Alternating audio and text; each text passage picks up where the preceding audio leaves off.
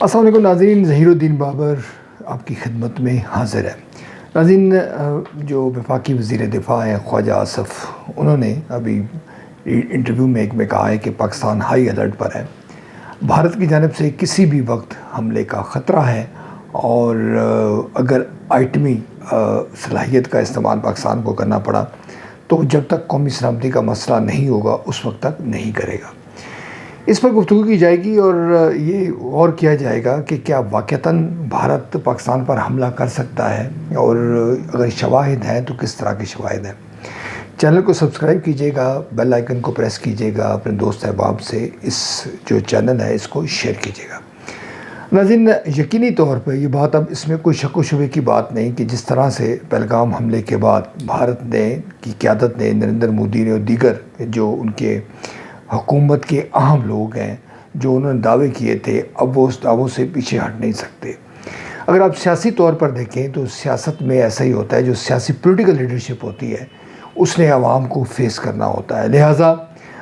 جو سیاست کی جو لوگ الف بے بھی جانتے ہیں یا جو سیاست کے رموز سے واقف ہیں،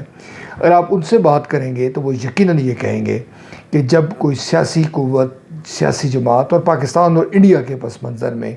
اگر کوئی انڈین لیڈرشپ یا پاکستان کی لیڈرشپ اگر کوئی ایسی بات کرتی ہے تو اس سے جو پیچھے ہٹنا یقیناً اس کے لیے جو ہے تباہ کن سیاسی اثرات مرتب کر سکتا ہے۔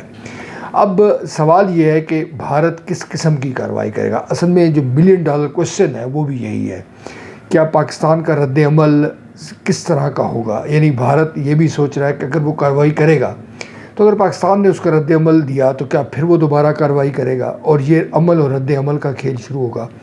اور جو معاملہ جب ایٹمی صلاحیت کے حامل دو ممالک میں ہوتا ہے تو اس وقت زیادہ تشویشناک صورتحال ہو سکتی ہے۔ ناظرین، بھارت کے حوالے سے جو خبریں آ رہی ہیں وہ یہ ہے کہ بھارت میں ایک سنجیدہ جو حلقہ ہے حکومت کے اندر بھی، اور جو ان کے پالیسی میکرز ہیں، وہ یہ کسی طور پر نہیں چاہ رہے کہ پاکستان پر حملہ کیا جائے، یا آپ یوں سمجھ لیں کہ وہ یہ نہیں چاہتے کہ پاکستان کے ساتھ جو ہے وہ جنگ شروع کی جائے اور بھارت کسی نئے بحران کے اندر شامل ہو جائے۔ اس کی جو بنیادی وجہ ہے وہ یہ ہے کہ چین کے ساتھ جو بھارت کے تعلقات خراب ہیں، اور چین جو ہے وہ یہ سمجھ رہا ہے اور اس کو یقین ہے کہ بھارت اس کے مقابلے کے لیے پر تول رہا ہے، اور امریکہ سمیت جو مغربی ممالک ہیں وہ بھی بھارت کی سرپرستی اسی لیے کرتے ہیں۔ بھارت کو اس بات کا بھی ڈر ہے کہ اگر پاکستان کے ساتھ اس کا جو تناؤ ہے، جو اس کی مہاجرائی ہے وہ بڑھتی ہے، تو اگر اس میں چین انوالو ہو جاتا ہے تو اس کے لیے مشکلات دوہری ہو سکتی ہیں۔ آپ جانتے ہیں کہ چند سال قبل ہی چین اور بھارت کی جو فوجوں کے درمیان لڑائی بھی ہوئی ہے، اور چین نے اچھا خاصا نقصان بھی پہنچایا ہے، اور بھارت کے بقول چین نے اس کے ایک حصہ جو بارڈر کا ایریا ہے اس پر بھی قبضہ کر لیا ہے۔ یوں بھارت ایک مختلف قسم کے جو آپشنز ہیں وہ اس کے زیر غور ہیں۔ پاکستان کی جانب سے ناظرین بڑے اچھے کارڈز اب تک کھیلے جا رہے ہیں، جیسے کہ پاکستان نے یہ کہا ہے کہ وہ پہلگام حملہ جو ہے اس کی تحقیقات کے حوالے سے بالکل تیار ہے، تعاون کرے گا۔ یہ بھی کہا گیا ہے کہ اگر کوئی 5-6 ممالک کا گروپ بنتا ہے اور وہ تحقیق کرتا ہے تو وہ پھر بھی پاکستان کو یہ قابل قبول ہے۔ یوں پاکستان نے جو اپنے کارڈز ہیں وہ اوپن رکھ لیے ہیں، اور جو کچھ خبریں جو سامنے آ رہی ہیں کہ بھارت نے جو غیر ملکی سفارتکاروں کو بریفنگ دی ہے اس میں بھی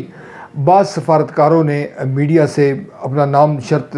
ظاہر نہ کرنے کی شرط پر بتایا ہے کہ جناب کوئی ایسا ٹھوس ثبوت ہمیں پیش نہیں کیا گیا۔ اب تک اس واقعے کی ذمہ داری بھی کسی نے قبول نہیں کی۔ خود بھارت کے اندر سے، یعنی جو اپوزیشن جماعتیں ہیں، وہ بھی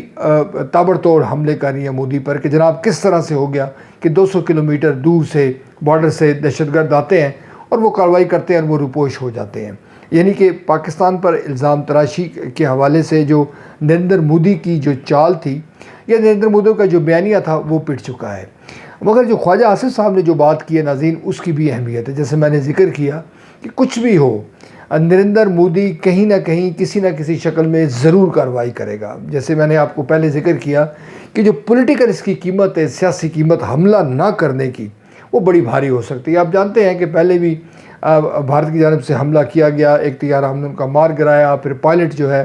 اس کو گرفتار کیا گیا ابھی نندن کو، پھر ہم نے واپس بھی کر دیا۔ وہ معاملہ اس طرح سے ٹھنڈا ہوا۔ ہو سکتا ہے کہ اسی سے ملتی جلتی کوئی ایپیسوڈ جو ہے وہ بھارت کرے، کیونکہ اب بھارت کو فیس سیونگ کی ضرورت ہے۔ ایسا بھی امکان ہے، اور جو مختلف خبریں سامنے آ رہی ہیں کہ امریکہ اور جو دیگر مغربی ممالک ہیں جو بھارت جن کا پسندیدہ ہے، جو بھارت کے ساتھ جن کے معاشی مفادات وابستہ ہیں، وہ بھی پاکستان کے اور بھارت کے اندر کچھ اس قسم کے بیک چینل جس کو ڈپلومیسی کہتے ہیں وہ کر رہے ہیں کہ جناب فیس سیونگ بھی ہو جائے اور معاملہ بھی طول نہ پکڑے۔ غرض کچھ بھی ہو، یقینی طور پر جو خطرہ ہے وہ موجود ہے، اور کسی جو عسکری ماہر نے خوب کہا تھا کہ جنگ شروع کرنے کا آپشن تو آپ کے پاس موجود ہوتا ہے، مگر اس کو ختم کرنے کا جو آپشن ہے وہ آپ کے پاس موجود نہیں ہوتا۔ جس طرح سے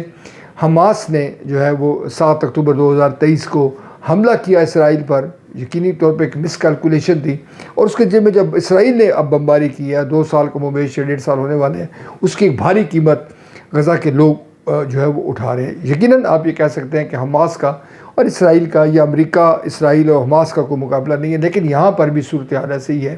کہ جنگ شروع کرنا بہت آسان ہوتا ہے، مگر اس کو ختم کرنا بڑا مشکل ہے۔ وزیر دفاع نے یہ بھی کہا ہے کہ بارڈر پر دونوں ممالک کی جو سیکورٹی فورسز ہیں، جو مسلح افواج ہیں، وہ آمنے سامنے کھڑی ہیں اور آنکھوں میں آنکھیں ڈالی ہوئی ہیں، اور کسی وقت بھی خدا نخواستہ کچھ نہ کچھ ہو سکتا ہے۔ پاکستان کے